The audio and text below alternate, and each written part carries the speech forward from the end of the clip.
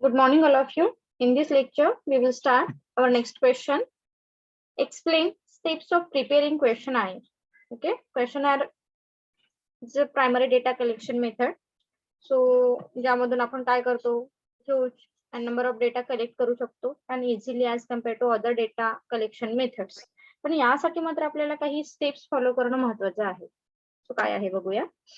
Questionnaire is the systematic data collection technique consists of the series of questions required to be answered by the respondent to identify their attitude, experience, and behavior towards the subject of research. Okay. Research चे related कंझ्युमरचा attitude काय आहे, behaviour काय आहे, experience काय आहे, ही information आपण क्वेश्चनायरच्या साहाय्याने काय करू शकतो, कलेक्ट करू शकतो. But here researcher follow several step for a effective questionnaire. First is the information needed. आपण हा क्वेश्चन काल कम्प्लीट केलाय का?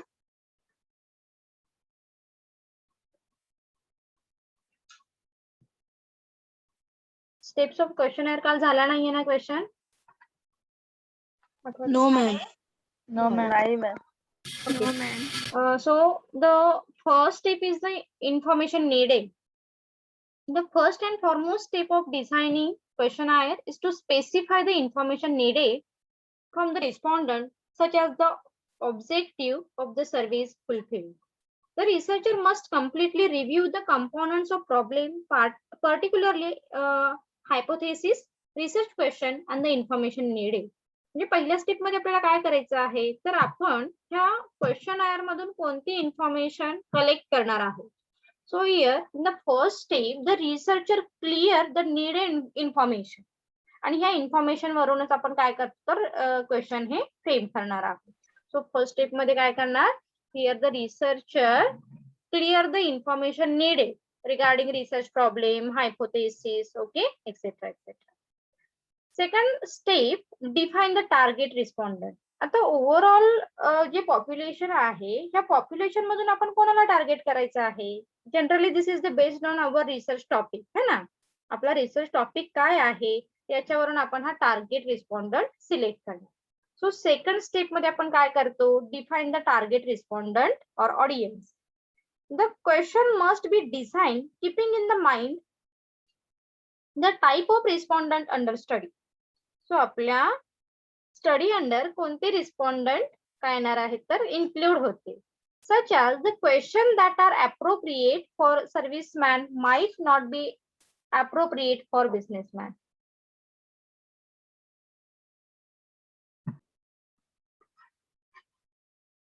Okay.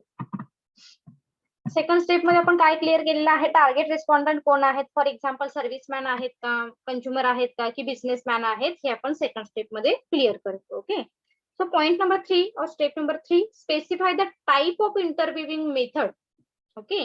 सो थर्ड स्टेप मध्ये तुम्ही काय करणार आहात, तर इंटरव्ह्यूइंगच्या मेथड कोणत्या आहेत, कशा पद्धतीने तुम्ही क्वेश्चन रिस्पॉन्डंटला विचारणार आहात, ह्या गोष्टी क्लिअर करा. That means the next step is to identify the way in which the respondent are reached. In personal interview, the respondent is prepared with the questionnaire and interact face to face. Okay, personal interview मध्ये तुम्ही काय करताय, face to face interview conduct करताय. So, thus lengthy, complex and varied question can be asked using the personal interview method. म्हणजे आता इंटरव्ह्यूइंगच्या method पण आहे, है ना. स्ट्रक्चर आहेत, अस्ट्रक्चर आहेत, पर्सनल आहेत, ऑनलाईन आहेत. तर याच्या बेसवरून तुमचे टाइप्स ऑफ क्वेश्चन डिसाइड होतात. लेंदी क्वेश्चन विचारायचे की कॉम्प्लेक्स क्वेश्चन विचारायचे की सिंपल क्वेश्चन विचारायचे, मग हे आपण थर्ड स्टेप मध्ये क्लिअर करतो. Okay. Then point number 4, determine the content of individual question. The researcher must decide on what should be included in the question such that they contribute to the information needed or serve some specific purpose. म्हणजे जसं की आपण सांगतो, तुमच्या questionnaire मधून तुम्हाला ज्या गोष्टी एक्सपेक्टेड आहेत त्या गोष्टीचा रिझल्ट आउटपुट निघणं महत्वाचं आहे ना. So determine the content. Content कोणते आले पाहिजे तुमच्या क्वेश्चन मध्ये. पहिला पार्ट हा आलाच पाहिजे specific general information. Second part कशाशी कन्सिस्ट असतो, सेकंड पार्ट सांगा बरं. आपण लास्ट लेक्चरला ऑलरेडी डिस्कस केलेला आहे. first part consists of personal information, second part consists of, and third part कोण सांगेल? सेकंड पार्ट मध्ये काय असणार आहे क्वेश्चनायरच्या? नुसते प्रेझेंटी लावायला येते है ना. Second part consist of research based है ना, रिसर्च बेस्ड क्वेश्चन. तुमचा रिसर्च टॉपिक काय आहे त्याच्याशी बेस आपण क्वेश्चन हे फ्रेम केलेले असतात.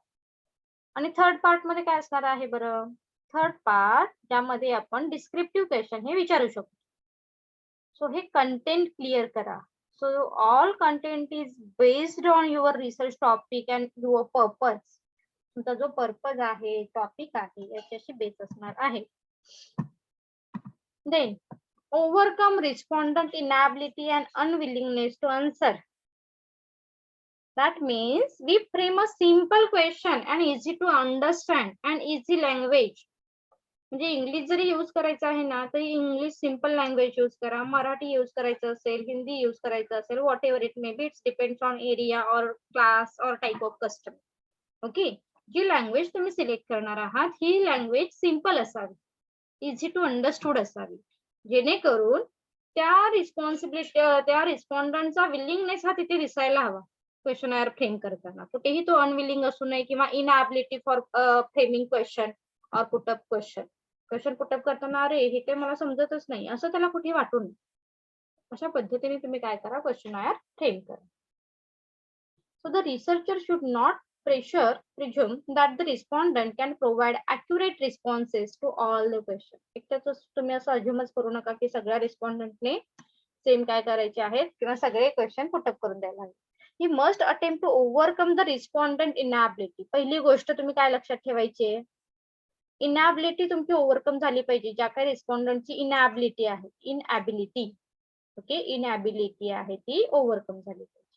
The question must be designed in a simple and easy language. Most important thing. Question हे कसे असायला हवे? सिंपल असायला हवे and easy language मध्ये असणं महत्वाचं आहे. Such that it is easily understood by each types of respondent. तुमचा रिस्पॉन्डंट कोणताही असू दे, कोणत्याही एरियातला असू दे, डझंट मॅटर. तुमचे क्वेश्चन आहे त्यांना बघितल्यानंतर त्याला इझिली ती अंडरस्टूड केली पाहिजे. Okay, point number 6, decide the question structure. Question structure हे प्रॉपर फ्रेम व्हायला हवेत. आता सांगा बरं मला क्वेश्चनचे 3 पार्ट कोणते आहेत? आता जर नाही सांगितले तर मी फटके देणार तुम्हाला. सांगा क्वेश्चन चे 3 पार्ट कोणते आहेत सांगा बरं.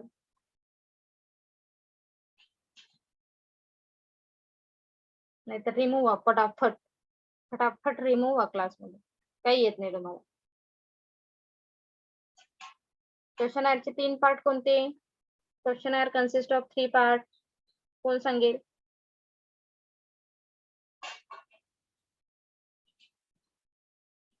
मी तर असं तुमची नावं घेऊन ना सांगणार, हा अक्षता तुला काही येत नाही, अंकिता काही येत नाही, गौरी, वर्षा माने, है ना, Misba, Prachi, Prachi Mhatle, Prachi Mhabdi, Raut, Saima, Sakshi, Shraddha, Vedanti, Zaid. Zaid, are you hearing? आवाज येतोय का माझा?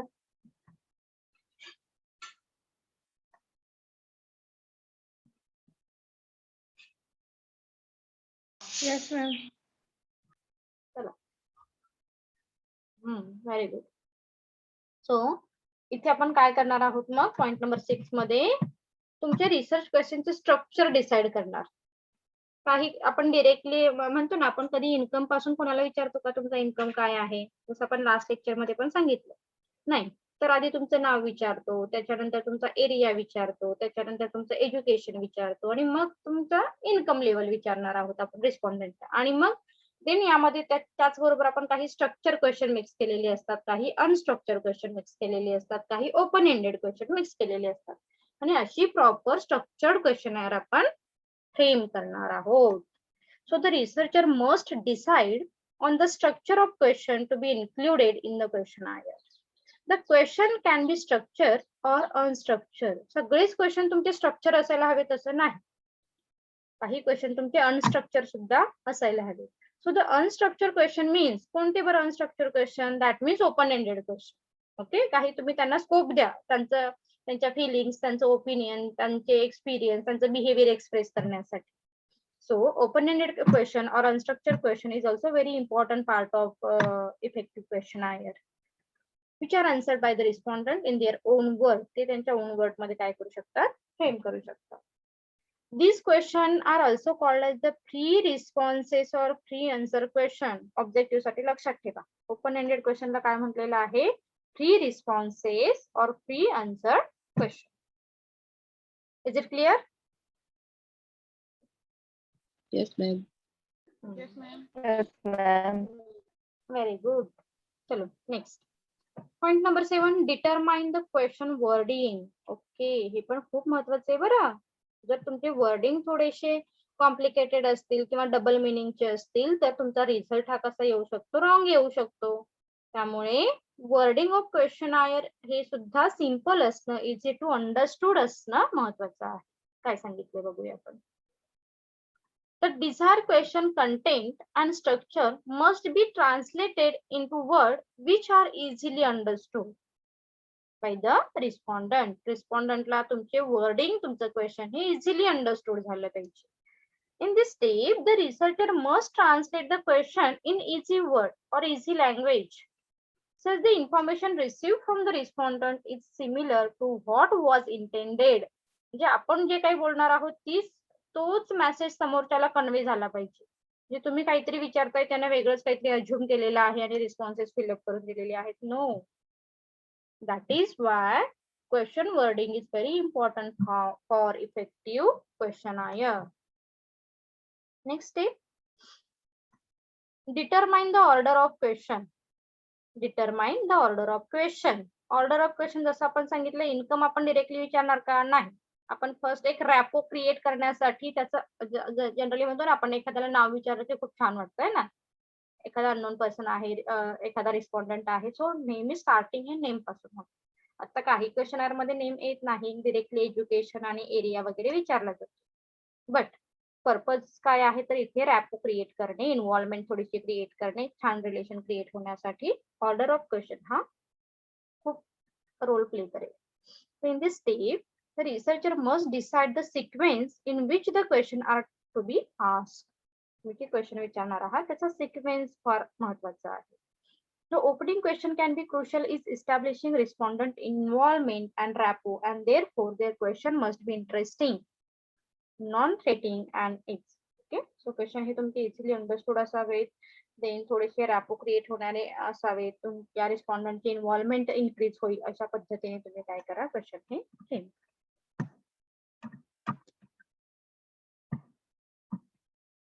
Then identify the form and layout.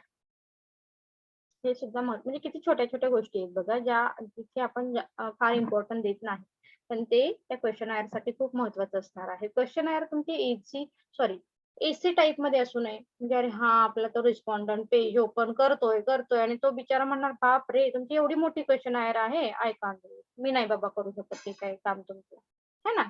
So अशी असू नये. त्याचा फॉर्म, त्याचा लेआउट हा प्रॉपर असावा. So the format, positioning and spacing of question has a significant effect on the result. है ना. खूप म्हणजे तुम्हाला माहितीये का, म्हणजे आपण बऱ्याच वेळी नाही आता नाहीये, आता एसवायला पण सांगितलेलं आहे. तुमच्या जे रिसर्च आहेत, रिसर्च पेपर आहेत, किंवा याच्यासाठी line spacing 1.5, Time New Roman font, pen size 12 हे स्टँडर्ड डिसाइड केले जातात. कारण जे रिस्पॉन्डंट आहेत हे सुद्धा काय करू शकतील, तुमचे क्वेश्चनायर इझिली अंडरस्टूड करू शकतील, कारण तुमच्या क्वेश्चनायरचं पहिलं इम्प्रेशन तुमच्या त्या रिस्पॉन्डंट वरती पडेल आहे ना. त्यामुळे फॉर्म आणि लेआउटला तुम्ही काय करा, इम्पॉर्टंट द्या. That means the format of questionnaire, the spacing of question हे कसे असावे, प्रॉपर असावे. The layout of questionnaire is specifically important for the self-administrated questionnaire. Self administrative असणं महत्वाचं आहे. Reproduction of questionnaire. Here we talk about the appearance of the questionnaire, that is the quality of paper on which the questionnaire is either written or printed. Okay, एक तर ती return असावी, printed. Generally आता प्रिंटेडच use करतात, पण तो प्रिंटिंगचा paper सुद्धा थोडा क्वालिटेटिव्ह असावा. नाहीतर क्वेश्चनायर फिल करताय आणि पेपर फाटला, रिस्पॉन्सेस गेले, असं नको व्हायला, है ना. सो तुमच्या क्वेश्चन आयरचा अपीरियन्स सुद्धा तितकाच महत्वाचा आहे, त्याचं लेआउट महत्वाचं आहे, त्याचं स्ट्रक्चरिंग महत्वाचं आहे. म्हणजे it's very simple thing. It's very important part for questionnaire. Is it clear question? Last point काय आहे? Pre testing. हा खूप महत्वाचा पॉइंट आहे रिसर्च मधला. तुम्ही डिरेक्टली सपोज मला काय करायचे आहेत, एक 500 क्वेश्चन आयर कलेक्ट करायचे आहे. मी पहिली क्वेश्चन आयर सगळ्यांसाठी फ्रेम नाही करत. मी एक जी क्वेश्चन आयर आहे ही क्वेश्चन आयरचं वर्डिंग, सिक्वेन्स, फॉर्मॅट, लेआउट हा ओके आहे का हे बघण्यासाठी मी प्री टेस्टिंगला इम्पॉर्टन्ट देतो. जसं आपण काय म्हणतो मार्केटिंगमध्ये टेस्ट मार्केटिंग आहे. एखादं प्रोडक्शन घेतलं आपण, हे ह्यूज क्वांटिटीमध्ये घेतो का कधी मॅन्युफॅक्चरर?